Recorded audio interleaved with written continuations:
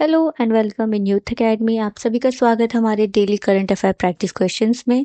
तो आज का सेशन हमारा 10 सितंबर एंड 11 सितंबर बोथ ही डेज की कंपाइलेशन होगी करंट अफेयर में, जो जितने भी प्रीलिम्स फैक्ट्स चल रहे हैं, जो कि प्रीलिम के फैक्चुअल इन्फॉर्मेशन के लिए हमारे लिए इंपॉर्टेंट हो जाते हैं। If we talk about the government exams perspective, तो इसमें ही हम अपने 10 से 11 सितंबर के बोथ डेज की करंट अफेयर्स देखेंगे with the practice question and some static GK too. Let's get started for our this session. तो हम पहला क्वेश्चन देखते हैं। तो पहला क्वेश्चन पूछ रहा है, in which country is hosting the multilateral military exercise Zapad 2025। कौन सी कंट्री में जपाट 2025 की जो मल्टीलैटरल मिलिट्री एक्सरसाइज है वो होस्ट हो रही है? तो हमारा ए है China, B India, C Russia and D United States. तो हमारा करेक्ट आंसर हो जाएगा C Russia. Same question is in Hindi. यह बहुपक्षीय सैन्य अभ्यास जपात 2025 किस देश में आयोजित हो रही है? चीन, भारत, रूस या संयुक्त राज्य अमेरिका? आंसर है सी रूस। रूस में हमारा जपात मिलिट्री एक्सरसाइज हो रहा है, मल्टीलैटरल आर्म्ड फोर्सेस की एक्सरसाइज है ये हमारी। तो इसी में हम देखते हैं कि Indian arm forces contingent has departed for Russia to participate in the multilateral military exercise Japan 2025 at Mulino training ground Nizhny. आप इसे पढ़ सकते हैं निजनी, ठीक है। तो Japan 2025 is a multilateral military exercise hosted by Russia, designated to stimulate high intensity conventional warfare and the counter terrorism operations multinational settings में है। और आपको पता है इंडिया कितना एंटी टेररिस्ट ऑर्गेनाइजेशंस को मना करता है, और साथ ही साथ वो एंटी काउंटर टेररिज्म के ऑपरेशंस भी कंडक्ट करने के लिए बोलता है ऑन इंटरनेशनल एरिना।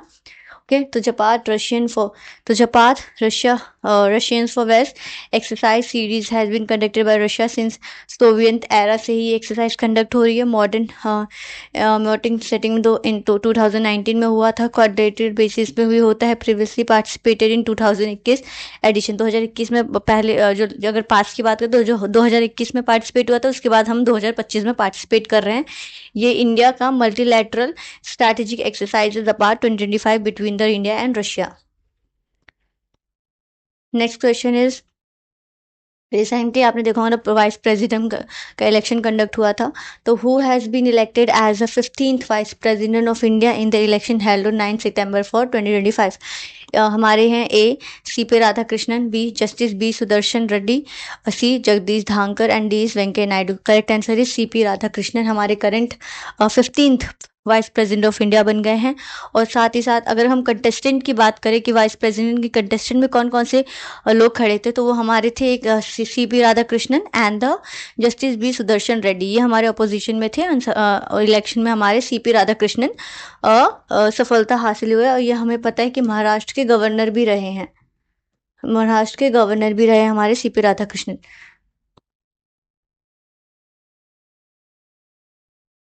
तो ये देख लेते हैं। तो C P Radhakrishnan has been elected as a 15 vice president of India, defeating justice B Sudarshan Reddy in election held on 9 September 2025 में, ठीक है। कॉन्स्टिट्यूशनल प्रोविजंस की बात कर लेते हैं, स्टैटिक जीके की बात कर लेते हैं, इंडियन पॉलिटी की। तो आर्टिकल 63 में बोल रहा है, mandate the office of the vice president as a second highest constitutional authority after हमारे प्रेसिडेंट, ठीक है। Article 64, ex officio chairperson of the Rajya Sabha does not hold any office of profit hold नहीं करेंगे। आर्टिकल 65, आपको पता है कि office of profit as such constitution में कहीं डेफिनेशन प्रोवाइड नहीं है, तो आपको ये भी ऐसे क्वेश्चंस भी बन के आते हैं कि according to the constitution of India the definition provided in constitution of India, the office of profit is this. तो ये स्टेटमेंट हमारा रॉन्ग माना जाएगा, ठीक है। आर्टिकल 65 में act as the president in case of the death, resignation, removal और the incapacity of the president until a new election is held, ठीक है, विद इन 6 months। तो इससे हमें इतना ही लेना था कि सीपी राधाकृष्णन हमारे current 15th vice president of India बन गए हैं। साथ साथ हमने कॉन्स्टिट्यूशन के प्रोविजंस भी देख लिए। Next question in this series is, which country inaugurated Grand Ethiopian Renaissance Dam, Africa's largest hydroelectric project? ठीक है, तो इसी से ये तो बहुत इजी क्वेश्चन हो जाएगा। इथोपिया है तो इथोपिया ही इसका आंसर हो जाएगा। ठीक है, तो ये हो गया। इससे हमें ये लेना है कि इससे हमें देखना है कि ये हमारे बेसिकली एक प्रीलिम फैक्चुअल इन्फॉर्मेशन हो जाएगी, उसे मैपिंग से रिलेटेड भी हो जाएगी। अगर ये हमारा जो गर्ड है, जो कि हमारा ग्रैंड इथोपियन रेनेसांस जो डैम है, वो एक मैपिंग की सीरीज से भी इंपॉर्टेंट हो जाती है।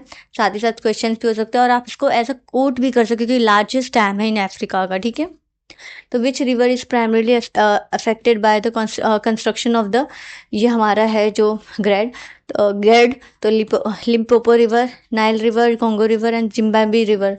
Answer B is Nile river. तो हम थोड़ी इसकी इंफॉर्मेशन ले लेते हैं।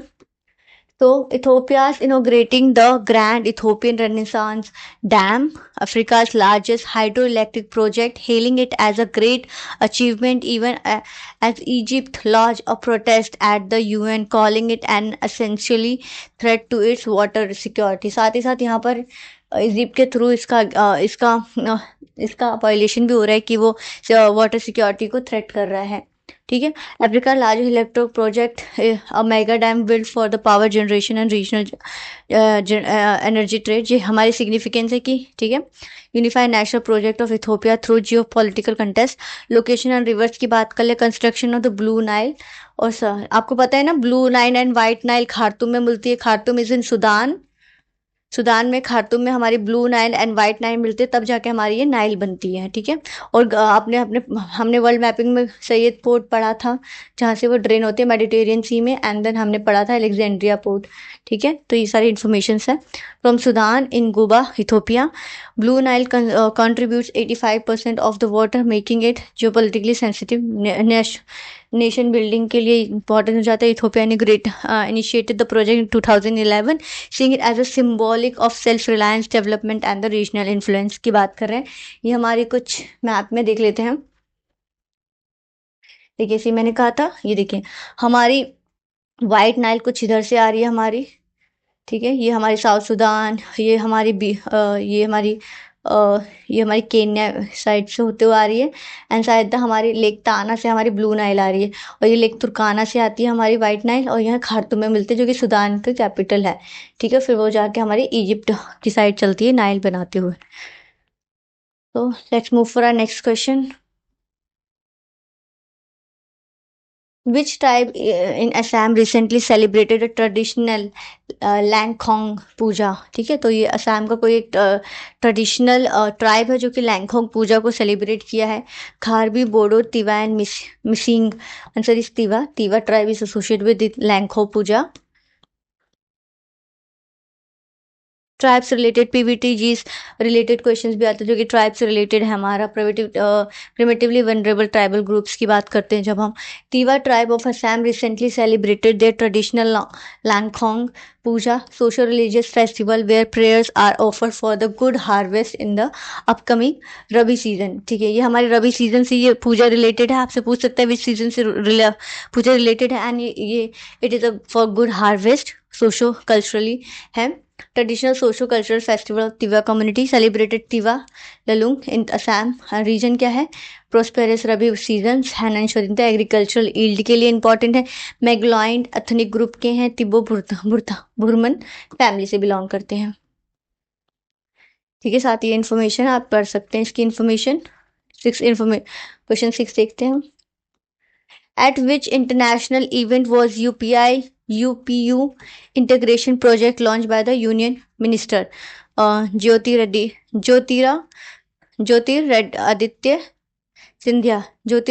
सिंधिया। ठीक है, यूनियन मिनिस्टर हमारी जो।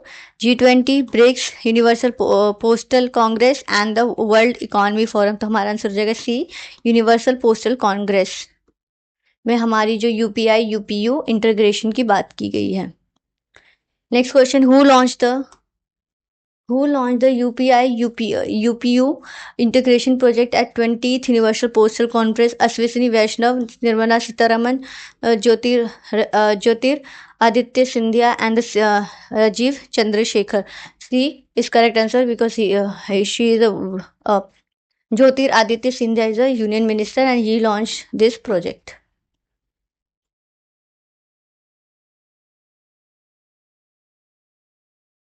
ये हमारा कुछ प्रोजेक्ट से related At the 20th Universal Postal Conference in Dubai, Union Minister Jyotir Aditya Sindhya launched the UPI UPU integration project. Universal postal union के बारे में देख लेते हैं. इस्टेब्लिश हुआ था 1874 में with the treaty of burn.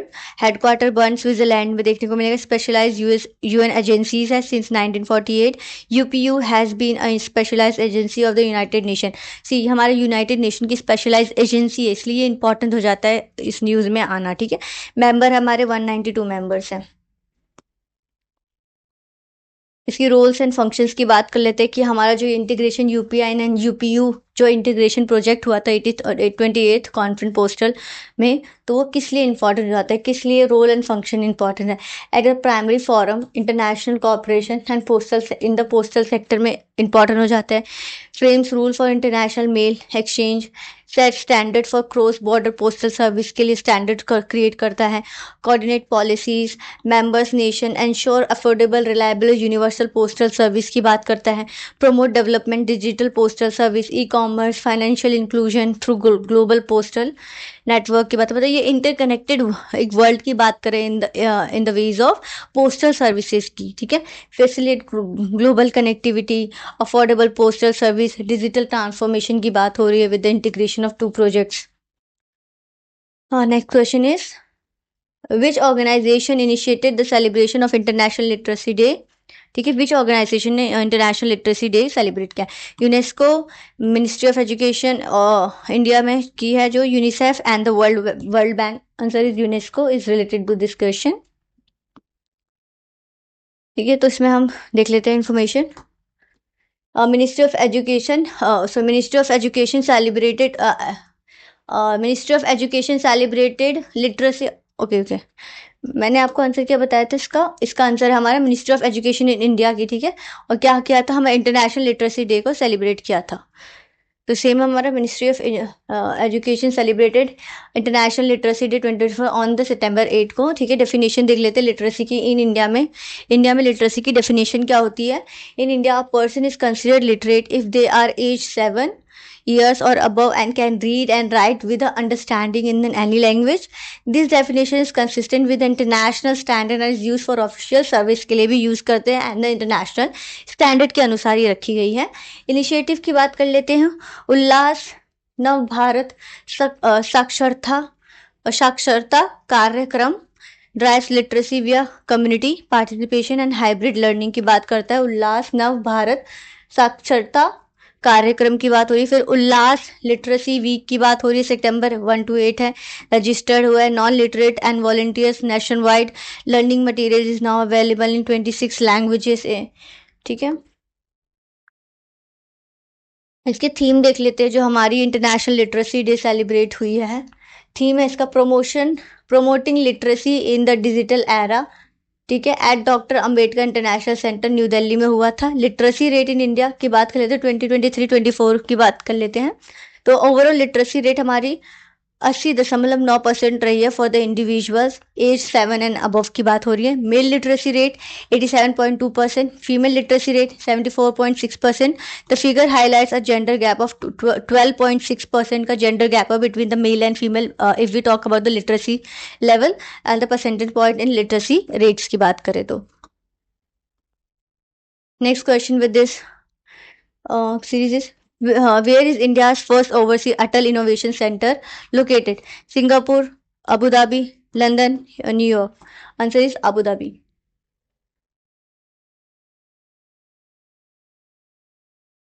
ठीक है, और इसमें हम देखते हैं इसकी ब्रीफ से. UN education minister of India inaugurated India's first oversea Atal innovation centre IIT Delhi Abu Dhabi campus during his UAE visit. ठीक है, launch in September 2025 at IIT Delhi Abu Dhabi campus. Objective क्या है? Promote innovation research entrepreneurship among student young professionals, strength India's UAE collaboration in education sustainability and the technology driven solutions की बात हो रही है. Next question है, which research institute discover 2 new species of Aspergillus section Nigris from the Western Ghat. ये एक तरह की स्पीशीज का नाम है जो कि डिस्कवर्ड हुआ है वेस्टर्न घाट में। तो वो कौन सी इंस्टीट्यूट है, रिसर्च इंस्टीट्यूट है? ये National Botanical Research Institute, Max Agharkar Research Institute Pune, and एक हमारा Indian Institute of Science and Tata innovation of fundamental research. तो B is the correct answer of this question. Two species की बात कर लेते, कौन सी 2 स्पीसीज डिस्कवर्ड हुई है? Indian scientists from Mac Agarkar Institute, Pune, under Department of Science and Technology, had discovered 2 species of Aspergillus section nigris from the Western Ghat. इसकी हम significant की बात कर लेते हैं। Aspergillus section nigris की अगर इसकी बात कर ले पहले, a group of black coloured fungi, जी मैंने उस इमेज में भी दिखाया है कि ब्लैक कलर्ड फंगीज होते हैं, ऐसे group of black coloured fungi,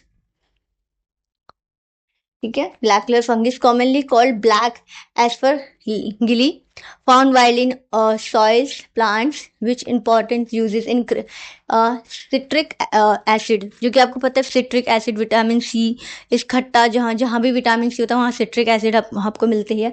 production food industries, fermentation and agriculture में यूज़ कर सकते हैं। तो इसकी सिग्निफिकेंस हो गई, ये जो हमारे स्पीशीज़ मिले हैं, सिग्निफिकेंस क्या हो गया? प्रोडक्शन, सिट्रिक एसिड प्रोडक्शन में यूज़ कर सकते हैं, फूड इंडस्ट्रीज में, फर्मेंटेशन में एंड एग्रीकल्चर में यूज़ कर सकते हैं। Known as the work horses of the biotechnology. देखिए यहाँ पर जो इसका ये थीम, ये वर्ड आया है, कीवर्ड आया है कि work horses of the biotechnology use to their industrial applications की बात की गई है इसमें, ठीक है। तो ये हमारे सिग्निफिकेंस हो जाता है, इसलिए हम इसको एज अ क्वेश्चन की फॉर्म में देख रहे हैं। साथ में देखते हैं Western Ghats are rich in hidden fungal diversity की बात करें तो वेस्टर्न घाट आपको पता है कितना रिच है, बायोडाइवर्सिटी हॉटस्पॉट की तरह भी जाना जाता है। Useful for industrial citric production, fermentation, agriculture, soil nutrition support को करता है, बायोटेक एप्लीकेशन को सपोर्ट करता है। Strength India's contribution to taxonomy, ecology, biotechnology and research में करता है। तो आपको ऐसे वर्ड्स याद होने चाहिए, contribution of taxonomy, ecology and biotechnology. एक हमारा मैपिंग का क्वेश्चन है, ठीक है, ये देख लेते हैं। इन विच सी इज हुआंग्यान आइलैंड, जिसको हम स्कारबोरो सोल लोकेटेड, जिसको हुआंगेन आइलैंड, जिसको स्कारबोरो सोल भी कहते हैं, कहाँ लोकेटेड है? विच सी में? Philippine Sea, South China Sea, Yellow Sea and the eastern China Sea. Answer is South China Sea, ठीक है। इसी से एसोसिएटेड एक क्वेश्चन है, which country announce the creation of the national nature reserve on Huangyan island? So Scarborough island, island भी बोलते हैं या स्कॉरबोरो सोल भी बोलते हैं, इन the South China Sea is China. Correct answer is China. तो ये हमारा कुछ मैप है जहाँ पर हम देखते हैं। तो ये रहा, China announce the creation of the national nature reservation on Huangyan island in the South China Sea. Disputed coral atolls in the South China Sea also called Scarborough Shoal, English में हुआंगेन आइलैंड चाइना में, and the Panatag Shoal in Philippines में। जी, एक ही island को 3 तरह के नाम से जाना जा रहा है। About 20 kilometre west of Luzon Philippines में, and the near of Manila trench. Manila आपको पता है फिलीपींस की राजधानी भी है मनीला, ठीक है। और मनीला ट्रेंच, देखिए Thailand, in Cambodia and Vietnam, Brunei है, ये हमारी मलेशिया है, और यहाँ फिलीपींस है, फिलीपींस की राजधानी है मनीला, एंड मनीला के पास हमारा स्कॉरबोरो सोल, ठीक है। पार्सल आइलैंड भी, और साउथ चाइना सी है, यह रहा हमारा चाइना, और ये रहा हमारा हुआंगेन आइलैंड, जिसको चाइना बोलता है, स्कॉरबोरो अटोल के हिसाब से जाना जाता है, and the Panatag Shoal Philippines इसको कंसिडर करता है एज अ नेम।